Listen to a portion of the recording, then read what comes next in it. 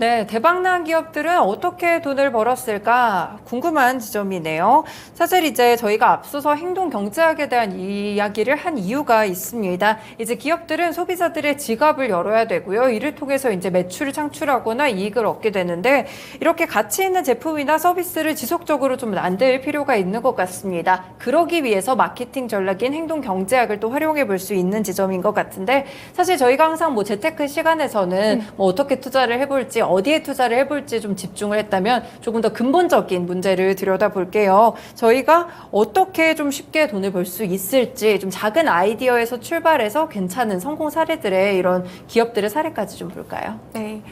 돈을 벌기 위해서는 돈을 잘 번 사람들의 사례를 많이 보고 뭐 어떤 일들이 있는지 이런 것들을 다양하게 보면 좋다라는 예전에 책을 읽은 적이 있어요. 네. 그래서 저도 이제 뭐 너튜브 채널에서 젊은 CEO들의 성공 이야기를 담은 뭐 창업 스토리 이런 채널들이 굉장히 많잖아요. 그래서 그런 것들을 되게 자주 보는데 뭐 퇴사하고 무자본 창업을 한다던가 이런 영상들을 굉장히 자주 보는데 그러면서 오늘은 약간 그렇게 성공한 기업들이 어떻게 돈을 벌었는지 사례를 조금 준비를 해봤습니다. 네, 그런 것들을 좀 엿보기도록 하겠습니다. 네, 사례들을 하나씩 좀 보면서 이야기를 해볼 것 같은데 사실상 뭐 이제 책도 읽으셨다고 하니까요. 대부분 좀 공통점들이 어떤 것들이 좀 중요하다고 보셨어요? 보통 이제 작은 기업이었다가 큰 기업들이 된 사례를 보면은 진짜 작은 아이디어로 매출을 내는 경우들이 네. 되게 많더라고요. 근데 심지어 그런 작은 아이디어들이 우리가 평소에 생각하고 있었던 부분이었는데 그거를 실제로 실행에 옮기면서 대박을 터뜨렸던 건데요. 네. 첫 번째 사례가 이 사례였어요. 옛날에는 우리가 이제 바디 프로필 같은 걸 찍는 게 그냥 우리 같은 일반인이 찍는다기보다는 뭔가 헬스 트레이너분들이 그쵸? 찍는 걸로만 네. 생각을 했었잖아요. 근데 어느 순간부터 주변에 이제 바프 찍는 사람들 되게 많이 늘어났고 또 운동을 하시는 분들이 늘어나면서 오운완이라고 해가지고 네. 오늘 운동 완료라는 챌린지로 네. 또 SNS에 인증하는 그런 문화들이 있잖아요. 이 오운완이라는 인증 문화를 통해 가지고 100억에 대한 매출을 낸 제품이 있다고 합니다. 그게 어떤 건지 혹시 예상이 되실까요? 글쎄요, 오늘 운동을 완료하는 거면 뭐 사진 관련된 걸까요? 의류 관련된 걸까요? 네. 바로 이제 노라인 속옷인데요. 네.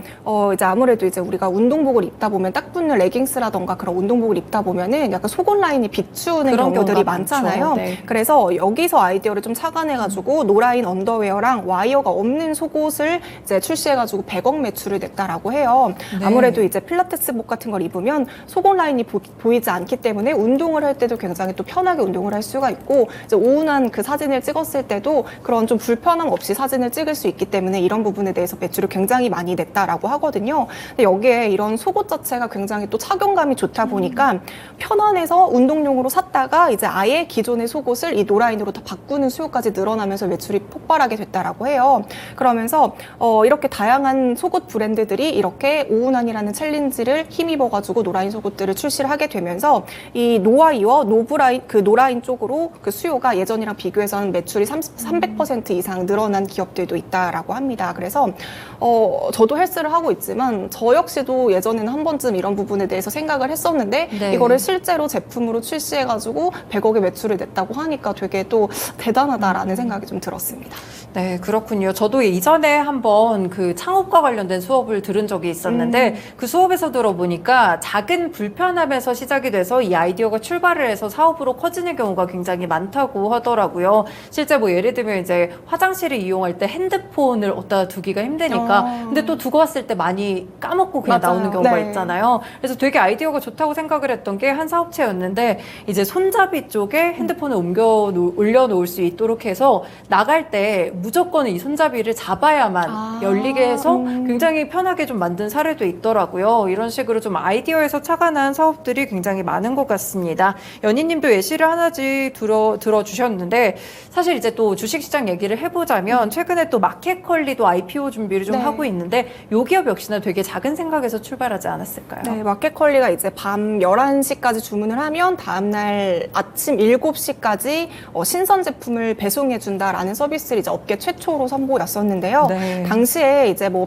빠른 배송에 대한 수요는 쿠팡에서도 있었지만 신선 제품을 빠르게 배송해준다라는 개념 자체가 굉장히 생소했는데 이런 부분들이 좀 주부들 사이에서 입소문을 타기 시작하면서 마켓컬리의 급성장을 도왔던 좀 결정적인 역할을 했던 것 같습니다. 네. 아무래도 쿠팡이 로켓 배송이라면 마켓컬리는 신선식품 새벽 배송으로 조금 더 카테고리를 세분화하면서 여기서 차별성을 얻었다라고 볼 수가 있을 것 같은데요. 네. 여기에 이제 또 새벽 배송에 대한 주문량이 늘어나면서 약간 택배 포장 용기에 대한 이슈들도 굉장히 많았는데 여기서 이제 마켓컬리는 전 제품 택배 배송에 대해서 모든 포장재라던가 테이프까지 다 종이로 바꾸겠다라고 선언을 하면서 그런 것들도 굉장히 또 파격적인 마케팅 전략이라고 볼 수 있습니다. 그래서 아직까지는 국내 유통회사 중에서 마켓컬리만 100% 종이 포장을 선언한 곳이라고 해요. 그래서 이런 부분들에 대해서도 약간의 마켓컬리가 좋은 이미지를 가져가는 데도 많은 도움이 주었던 것 같고요. 또 이제 당근마켓 같은 경우에도 기존의 중고 플랫폼들이 되게 여러 있었잖아요. 네. 근데 사실 이제 당근마켓이 굉장히 또 빠르게 우위를 점할 수 있었던 결정적인 이유는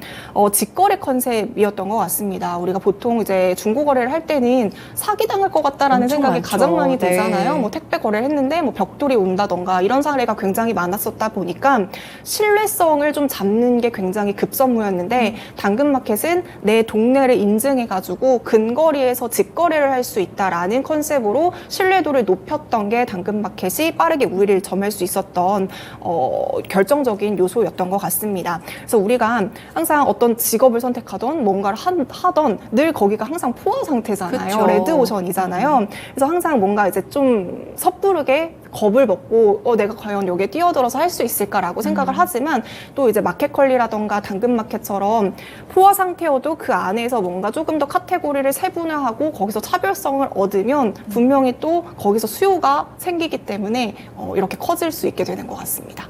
네, 방금 사례들을 몇 가지 들어주셨는데 이제 마켓컬리 새벽 배송을 하고 있는 마켓컬리의 사례와요. 두 번째로는 이제 가까운 근거리에서 이제 동네끼리 좀 직거래를 할 수 있는 플랫폼이죠. 당근마켓에 대해서도 함께 이야기를 해봤습니다. 뭐 저도 한 가지 좀 더해서 말씀을 드리자면 뭐 에어비앤비 이런 것들도 사실은 뭐 여행지에서 호텔보다는 지역을 경험해보고 싶다라는 작은 생각에서 좀 출발을 해서 굉장히 큰 기업으로 지금까지 성장을 했던 것 같은데 사실 이제 결과만 놓고 보면 이렇게 작은 사업에서 시작해서 나도 사업을 키울 수 있겠다 싶은데 막상 생각을 해보면 쉽게 떠오르진 맞아요. 않거든요. 네. 어떤 꿀팁들이 있을까요? 어떻게 차별화를 해야 될지 모르겠고 이 아이디어가 도통 생각이 나지 않는다면 조금 더 쉬운 관점에서 사업에 접목할 수 있는 방법이 있는데요. 제가 아무래도 이제 유튜브 채널을 운영하고 있다 보니까 사람들이 최근에 가장 뭐를 궁금해하는지 이런 핫한 이슈들을 좀 찾아내가지고 이게 좀 약간 조회수라던가 이런 이슈로 연결이 될 수 있잖아요. 네. 그래서 그 시의성이라던가 최근에 유행하는 걸 좀 접목해 볼 수가 있을 것 같습니다. 한창 우리가 이제 코로나 시기에 달고나 커피가 정말 유행했던 적이 있었거든요. 맞아요. 그때 SNS만 들어가면 모든 유튜버들이라던가 모든 사람들이 다 달고나 카페 그거를 만들어가지고 영상으로 올렸던 적이 있었는데요. 그러면서 대부분 카페들도 갑자기 달고나 커피라는 메뉴를 출시해서 네. 이 달고나 커피가 굉장히 맛있다 또는 뭐 SNS 사진 찍기 굉장히 예쁜 달고나 커피다라고 하면서 입소문을 타면서 또 유명해진 카페들도 많습니다. 그래서 이렇게 유행에 탑승하는 것도 하나의 방법이라고 볼 수가 있을 것 같은데요. 달고나 커피뿐만이 아니라 한창 또 이제 로제가 굉장히 유행했었잖아요. 네. 그러면서 대부분의 프랜차이즈에서 떡볶이라던가 뭐 찜닭이라던가 탕수육, 볶음밥 다 그냥 별의별 메뉴를 다 로제로 만들었던 네. 시기가 있었어요. 그러면서 이제 로제가 하도 유행을 하다 보니까 한 배달 플랫폼의 주문량이 로제 덕분에 8배나 증가했다라고 이제 집계를 낸 경우도 있었다고 합니다. 최근에는 또 이제 마라가 굉장히 유행하잖아요. 맞아요. 네. 여성분들 사이에서도 이제 마라가 굉장히 유행하는데 그러면서 마라 떡볶이 나왔죠. 마라 치킨 나왔죠. 마라 닭발, 마라 부대찌개까지 굉장히 여러 가지 음식들이 생겨나면서 이런 부분들을 마케팅화해서 우리 음식점은 마라를 또 신메뉴로 출시했습니다. 이런 방법들도 유행에 탑승할 수 있는 또 좀 쉬운 방법일 수 있을 것 같습니다. 네, 그렇군요. 최근에는 또 유행하는 게 뭐가 있을까요? 요즘 보면은 이제 이런 트렌드를 잘 읽어보려면 저는 이제 카페 신메뉴들을 많이 맞아요. 보는 편인데 네. 거기 신메뉴에 보면 항상 디저트라든지 맛들이 최근 유행들을 정말 총집합해 놨다라는 생각이 좀 들거든요. 요즘 약과 좀 유행하잖아요. 약과가 엄청 유행이에요. 그래서 저도 원래는 뭐 약과 이런 거 찾아 먹지도 않고 사 먹지도 네. 않은 스타일이었는데 하도 유행하다 보니까 저도 이제는 막 약과를 사 먹고 있더라고요. 배달해서 주문 주문까지 해서 먹고 있더라고요. 그래서 최근에도 이제 약과와 콜라보해가지고 새롭게 탄생한 제품들, 또 편의점 PB 상품들도 굉장히 많이 나오고 있는데요. 최근에 이제 말씀해주신 것처럼 개인 디저트 카페들도 약과 쿠키, 뭐 약과 아이스크림, 약과 타르트, 약과 마카롱 굉장히 다양한 제품들을 출시하면서 그 유명세 때문에 또 그 카페가 다시 인기를 얻고 매출이 잘 나오는 경우도 굉장히 많다고 합니다. 그래서 이런 방법들대로 약간 유행에 탑승하는 것도 내가 아이디어를 새롭게 짜는 것보다는 그래도 조금 쉬운 방법으로 탑승을 할 수 있는 방법일 것 같고요. 다만 좀 주의 드리고 싶은 점은 사실 유행이라는 게 굉장히 빠르게 생겨났다가 빠르게 사라지는 경우가 많습니다. 한창 옛날에 10년 전이었던 것 같아요. 치즈 등갈비도 굉장히 유행을 했었고요. 또 이제 망치로 깨먹는 컨셉의 슈니발렌이라는 과자도 굉장히 유행했었고, 또 벌집 아이스크림이라던가 대왕 카스테라도 한창 유행했다가 반짝 유행하고 또 사라지고 이런 경우도 있기 때문에 항상 뭔가 나의 주력 제품이 있고 그런 것들을 그 안에서 유행시키고 빠르게 좀 순환하고 이런 것들도 좀 중요한 것 같습니다. 네, 조금 이제 작은 아이디어에서 출발하기 어려우신 분들은 트렌드를 좀 읽어서 이렇게 사업을 구성해 보시는 것도 한 가지 방법이 좀 될 수 있는데, 다만 주의하실 점은 워낙 유행이 빠르다 보니까 섣부르게 또 뛰어들기는 힘들 것 같습니다. 일단 이런 유행을 잘 파악을 하려면 뭐 당연히 MZ세대들의 트렌드라든지 SNS에는 굉장히 익숙해야 될 것 같은데요. 네, 요즘에는 그래도 이제 MZ세대들의 특성이나 어떤 마케팅을 담은 뉴스레터들도 되게 많아요. 무료로 이제 구독만 하면 이메일로 아침마다 이제 뉴스레터를 쏴주는데요. 그런 것들을 좀 주의 깊게 살펴보시는 것도 좋을 것 같고요. 또 이제 소비 트렌드라던가 마켓과 관련한 리포트 사이트들도 있어요. 그런 거 찾아보시면 있으니까 그런 것들도 함께 살펴보시면 좋을 것 같습니다. 그리고 또 가장 쉬운 방법이라고 한다면 각 업계에서 유명한 인플루언서들 SNS를 좀 팔로우 해가지고 이 인플루언서들이 어떤 제품을 쓰고 어떤 제품을 먹고 어떤 제품을 입고 이런 것들을 그냥 몇 가지만 봐도 아 지금 이게 유행이구나라는 거를 금방 파악할 수 있으니까요. 그런 것들 좀 살펴보면 좋을 것 같고, 그냥 저는 개인적으로 SNS를 딱 들어갔는데 뭔가 친구들이 똑같은 제품을 3개 이상 올렸다고 한다면 아 이거 유행이구나 이렇게 좀 생각을 하는 편입니다. 일단 MZ세대들과 그럼 친구를 맺는 게 가장 좀 중요하겠다 이런 생각이 좀 드는 것 같습니다. 요즘 트렌드가 궁금해서 지금 검색을 좀 해보니까 요즘은 이제 그 먹방 하시는 분들이 많다 보니까 큰 컵라면이 또 유행을 한다고 해요. 대왕 컨셉으로 해가지고 그런 컨셉도 유행을 하는 것 같고, 그 외에도 이제 제로 음료가 이제 워낙 흥행하다 보니까 제로에서 출발해서 이제 음식들도 이제 칼로리를 낮추거나 빼거나 뭐 이런 것들이 좀 유행을 하는 것 같습니다. 이런 점도 같이 좀 트렌드로 설명을 드렸고요. 그런데 이제 사업이 정말 생각한 대로만 잘 흘러가면 좋겠지만 뭐 자영업 하시는 분들은 저 워낙 피부로 느끼시겠지만 그렇지 않은 경우가 훨씬 더 많은 것 같아요. 이렇게 돌파구를 찾을 때는 사업에서 어떻게 좀 행동을 해야 될까요? 이런 것들도 좀 이제 관련 사례를 좀 찾아왔는데요. 우리 지난 시간에 한번 저출산에 대해서 이야기를 했었던 적이 있었잖아요. 그래서 출산율이 줄어들다 보니까 관련 기업들도 상당히 다 힘들어지고 있는 상황이었습니다. 역시나 이유식 시장도 마찬가지인데요. 그런데 한 기업이 이 이유식 시장에서 저출산 위기를 좀 돌파하면서 2018년에 매출 5억 원이던 기업이 작년을 기준으로 100억 원까지 늘린 사례가 있었어요. 그 대표가 이제 이유식을 만드는 엄마의 입장에서 고민하고 이런 것들을 계속 관점에서 생각을 해본 거예요. 이유식을 만들 때 엄마들이 어떤 부분을 가장 고민을 하는지 이런 부분들을 좀 조사를 해봤더니 일단 이유식이 굉장히 잘게 썰어야 되고 기본적으로 손이 굉장히 많이 가는 음식 중에 하나입니다. 볶고 삶고 자르고 해야 되기 때문에요. 그리고 너무 또 번거롭고 육아에 지쳐서 바쁘다 보니까 메뉴를 다양화하는 것도 한계가 있어요. 그래서 결국에는 맨날 똑같은 이유식만 먹인다라는 거죠. 여기서 착안해가지고 이 대표는 이유식 레시피를 한 400여 종 이상을 개발해가지고 메뉴에 좀 다양화를 줬고요.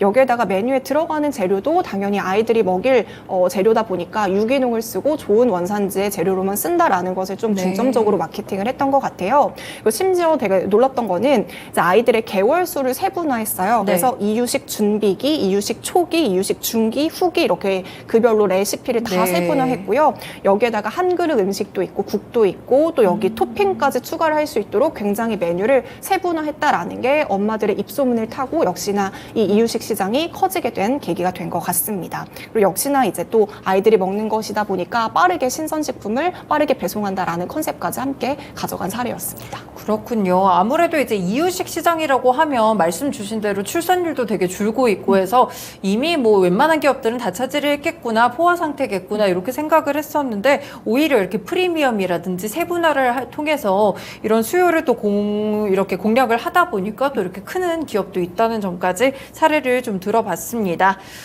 물론 이제 성공 사례도 있고요. 이렇게 좀 잘 되는 사례들도 있겠지만 보통 이제 실패한 사례를 보면서 거기서 또 착안을 하면서 아이디어를 배우게 되는 것도 있는 것 같아요. 네. 좀 어떤 사례들이 있을까요? 이제 보통 막 크게 성장하는 기업들 같은 경우에는 이 외형 성장을 위해 가지고 굉장히 과도하게 마케팅 비용이라던가 홍보 비용이라던가 좀 비싼 광고 모델을 섭외해 가지고 마케팅을 네. 좀 무리하게 하는 경우들이 많아요. 일단 이제 아마 여성분들은 아실 것 같은데 안다르라는 그 레깅스 브랜드가 있어요. 이 안다르라는 브랜드가 한때 이제 요가복 쪽에서 1위의 매출을 찍었던 굉장히 승승장구하던 기업 중에 하나였는데요. 근데 이 안다르가 좀 사업을 다각화하는 측면보다는 초기에 워낙 이제 입소문을 타고 커지기 시작하면서 네. 외형 성장에 좀 집중을 하면서 마케팅 비용을 굉장히 많이 썼다라고 합니다. 그러면서 수익성이 점점점 악화되고 있는데 여기에 갑자기 뭐 잭시미스라던가 다양한 또 이제 에슬레저 복들 기업들이 생겨나면서 약간 입질이 점점점 줄어들고 있었어요. 그러면서 경영난의 이슈까지 생겼는데요. 여기서 이제 안다르가 약간 외형 성장의 오류, 회사는 커지고 있지만 이렇게 좀 사업 모델이 부족하면서 적자를 냈다 이런 부분들을 우리가 좀 생각을 해볼 수가 있고요. 그래도 지금은 안다르가 다시 수영복이라던가 테니스복이라던가 이렇게 좀 사업을 다각화하면서 다시 좀 호실적을 내고 있는 중이라고 이제 나오고 있고요. 네. 그리고 또 두 번째 사례로는 지금은 거래가 정지된 종목 중에 베스파라는 종목이 있어요. 네. 이게 게임 관련주거든요. 우리가 이제 코로나 시기에 게임주들이 한창 굉장히 수혜를 받으면서 엄청나게 성장을 하던 시기가 있었잖아요. 네. 근데 그 시기에 다양한 기업들이 제 기억으로 어디서부터가 NC소프트였나? 거기서부터가 이제 뭐 1,000만 원씩 뭐 임금을 인상해준다 네. 이렇게 나오면서 줄줄이 게임주들의 기업들이 뭐 연봉을 인상해주던 그 시기가 있었거든요. 네. 그러면서 이제 베스파 역시 베스파에 다니는 모든 직원들의 연봉을 1,200만 원씩 올려줬던 사례가 있었어요. 네. 물론 그 당시에 직원들 너무나도 좋았을 것 좋아했겠죠. 같아요. 근데 네. 이제 코로나가 점점점 끝나가고 게임주들이 이 수혜가 끝나가면서 여기서 비용이 굉장히 많이 지출이 되기 시작을 했죠. 그리고 이제 베스파는 뭐 이렇다 저렇다 할 커다란 신작도 없어서 계속해서 이제 경영난에 시달리게 됐고요. 여기에 투자까지 받지 못하자 결국에는 작년에 연봉 인상이 좀 독이 돼가지고 직원 권고사직을 하게 됐고요. 지금은 상장 폐지 위기에 좀 처한 상황이라고 볼 수 있습니다. 그래서 이런 것들을 좀 본다면 앞서 안다르도 그렇고 베스파도 그렇고 뭐 사업뿐만이 아니라 우리의 그냥 재테크를 할 때도 뭔가의 수지 타산이라는 게 항상 맞아야 그렇죠. 되잖아요. 뭔가 수입과 지출을 잘 봐가지고 마이너스가 있다면 왜 마이너스가 있는지 이런 부분들을 잘 살펴봐야 되는데 사실 우리가 여러 가지 TV 프로그램들을 보면 원가 계산이 되게 기본적인데 이런 그쵸? 것들을 잘 못해가지고 사실 일은 너무나도 잘하고 있는데 이런 수지 타산이라던가 원가 계산이라던가 이런 것들이 잘 못해가지고 사업이 어려워지는 것도 굉장히 많거든요. 이런 기본적인 부분들도 우리가 항상 좀 필수적으로 생각을 해야 되는 부분인 것 같고요. 또 뭐 LG전자가 스마트폰 적자 사업을 철수를 한 것처럼 때로는 뭔가 이제 아픈 손가락을 계속 이끌어가는 것도 물론 중요하지만 때로는 이제 과감하게 좀 잘라내는 것도 굉장히 좀 중요한 방법인 것 같습니다. 네, 연희님 말씀을 또 들어보면은 사업에 대해서도 참 어렵다 이런 네. 생각이 좀 드는 것 같은데 혹시 연희님은 사업에 대한 구상을 해본 적이 있으세요? 저는 늘 하고 있고요. 네. 아침에 오늘 이제 출근하면서도 동생이랑 이제 카톡하면서 제가 생각했던 것들 이제 막 이제 얘기하고 네. 있었거든요. 그래서 지금 사실 뭐 아무것도 모르지만 뭐 일단 사업자부터 이제 좀 차근차근 한번 해보려고 저도 지금 그래서 이런 거에 관심이 많아가지고 또 이번에 준비를 하면서 이런 것들 같이 찾아본 네. 것도 있거든요. 실례가 안 된다면 아이디어 하나 정도 소개해 주실 수 있으신가요? 영업 비밀인가요? 네. 이게 제가 지금 생각하고 있는 건 이제 워낙에 최근에 이제 반려동물 시장이 커지고 그쵸. 있고요. 굉장히 네. 또 이제 블루오션이에요. 그리고 이제 대기업들이 한창 이제 신사업으로 먹거리를 아시잖아요. 우리 주식시장에서 대기업들이 뭔가의 신사업을 투자한다는 것은 거기에 비전이 있다라는 그쵸. 거기 때문에 최근에 이제 반려동물 시장에 진입하고 있는 대기업들이 굉장히 많아요. 그래서 저는 약간 이쪽 분야로 한번 뭔가를 해볼까 생각 중입니다. 네, 알겠습니다. 혹시나 이제 성공하게 된다면 저도 연락을 드리도록 하겠습니다. 네, 연희님 오늘 말씀 고맙습니다. 네, 이렇게 오늘도 쉬운 이슈 읽어주기 1부 그리고 쉬운 재테크 읽어주기 시간으로 2부를 진행해 봤는데요. 오늘은 메인이 행동경제학이었습니다. 행동경제학을 알면 정말 사업도 잘 운영을 할 수가 있는 것 같은데 물론 기업들에게도 상당히 중요하겠고요. 투자자분들 입장에서는 이 기업들이 이런 것들을 잘 파악하고 있는지 이런 걸 체크해 보셔도 투자로 포인트로 또 삼으실 수 있을 것 같습니다. 이렇게 오늘 토마토랜드 2.0 마치겠습니다. 지금까지 다양한 투자 판단에 도움이 되는 말씀들 전해드렸는데요. 특정 종목의 상승과 하락을 보장하지는 않습니다. 남은 오후 시간도 투자 잘하시길 바라겠습니다. 고맙습니다.